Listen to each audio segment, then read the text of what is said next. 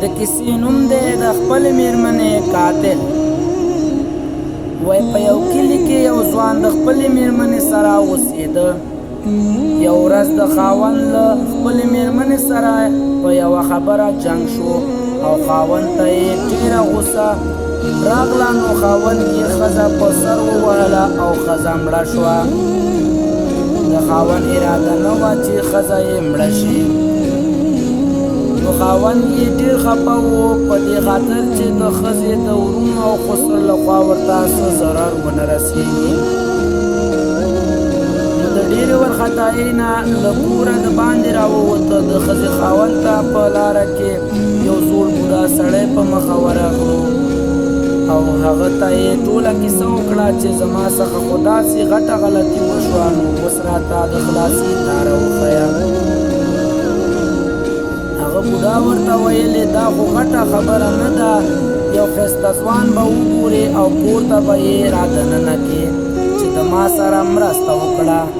کله دې چې کور ته دننه کړو، کله چې کور ته را داخل کړو، نو په سر یې ووهه او بیا یې له هغې ښځې سره یو ځای واچوه او بیا د هغو وارثین راوغواړه او ورته ووایه چې دا دواړه ما په زنا ولیدل او صبر مې ونه شو کړی، دواړه مې ووژل. د ښځې قاتل خاوند چې دا خبره واورېده نو د دروازې سره کېناسته.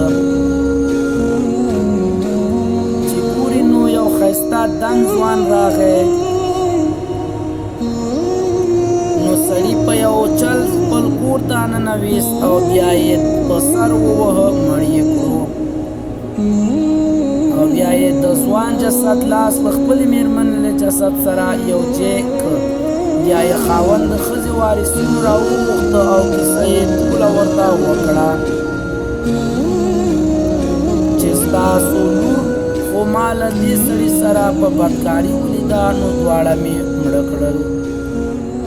د ښځې کورنۍ ورسره ومنل او لاړل. هغه کس چې د ښځې قاتل ته یې چل ښودلی و، په دغه ورځ یې زوی کور ته رانغی او سړی شکمن شو او د قاتل کور ته ولاړه. پوښتنه یې ترې وکړه، هغه چل چې ما درته ښودلی و هغه دې وکړو او که نه؟ د ښځې قاتل ورته ویلې هو هغسې مې وکړه. سړي ورته ویلې هغه ځوان راته وښیه.